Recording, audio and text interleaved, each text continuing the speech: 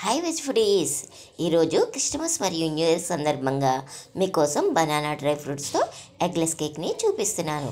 ఈ వీడియోని ఎక్కడ స్కిప్ చేయకుండా చివరి వరకు చూడండి, ఎందుకంటే దీనిలో చెప్పే ప్రతి బిట్ చాలా ముఖ్యమైనవే. ముందుగా మిక్సీ జార్ తీసుకొని దానిలో 1 కప్పు బెల్లం, అరకప్పు పెరుగు, పావు కప్పు ఆయిల్ని తీసుకోవాలి. నేను ఇక్కడ సన్ఫ్లవర్ ఆయిల్ని తీసుకున్నాను. మీరు ఫ్లేవర్లెస్ ఆయిల్ ఏదైనా తీసుకోవచ్చు. వీటన్నిటిని మిక్సీ పట్టుకోవాలి. తర్వాత ఒక బౌల్లో 2 అరటిపళ్ళను తీసుకోవాలి. గుర్తుంచుకోండి, అరటిపండు ఎంత బాగా మాగితే కేక్ అంత రుచిగా ఉంటుంది. ఇప్పుడు వీటిని స్మాషర్తో చక్కగా స్మాష్ చేసుకోవాలి.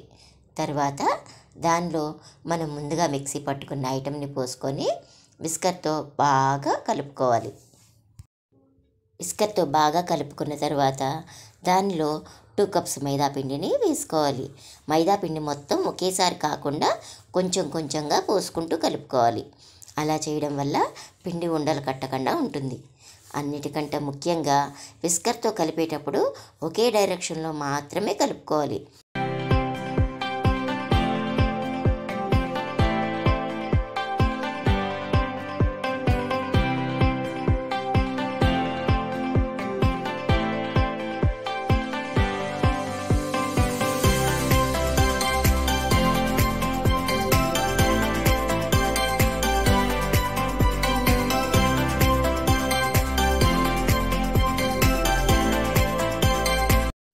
విస్కర్తో బాగా బీట్ చేసిన తర్వాత 1/2 టేబుల్ స్పూన్ బేకింగ్ సోడా వేసుకొని బాగా కలిసేలాగా ఒకే డైరెక్షన్లో విస్కర్తో కలుపుకోండి.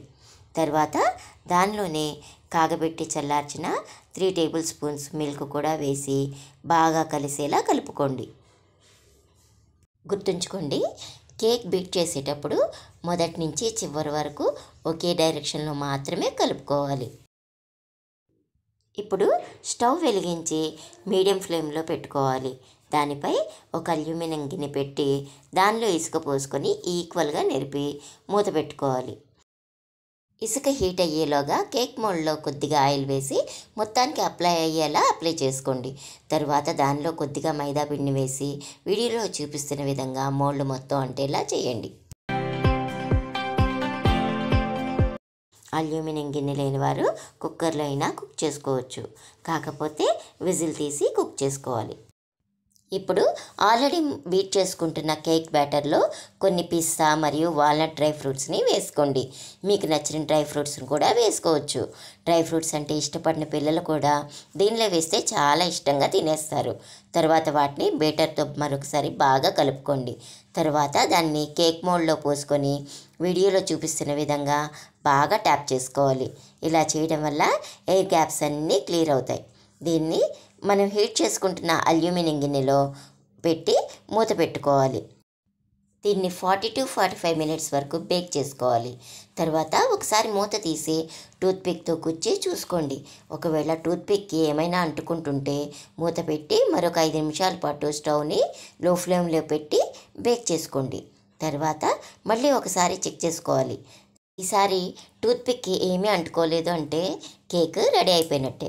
బేక్ అయిపోయింది అనుకున్న తర్వాత కేక్ మోల్డ్ని బయట పెట్టి 1 గంట సేపు వదిలేయండి. తర్వాత వీడియోలో చూపిస్తున్న విధంగా నైఫ్తో స్క్రాప్ చేసుకొని మూత పెట్టి డిమోల్డ్ చేసుకోవాలి.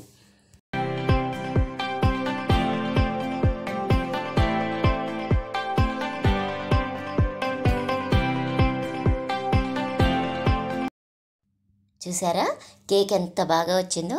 ఇప్పుడు దీన్ని నైఫ్తో కట్ చేసుకోవాలి.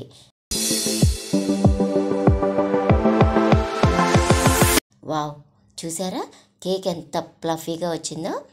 మనం వేసిన డ్రై ఫ్రూట్స్ కూడా బాగా కనపడుతున్నాయి. ఈ కేక్ని ఈజీగా ఎవరైనా ఇంట్లోనే చేసేసుకోవచ్చు. మీ హ్యాపీ మూమెంట్స్లో ఎప్పుడైనా చేసుకోవచ్చు. మా ఈ వీడియో కనుక మీకు నచ్చినట్లయితే ఒక్క లైక్ చేసి బాగా నచ్చితే ఒకరికి షేర్ చేయండి. ఈ వీడియో మీకు ఎలా అనిపించిందో కామెంట్స్ రూపంలో మాకు తెలియజేయండి. మా ఛానల్ని సబ్స్క్రైబ్ చేసుకోండి. Thanks for watching.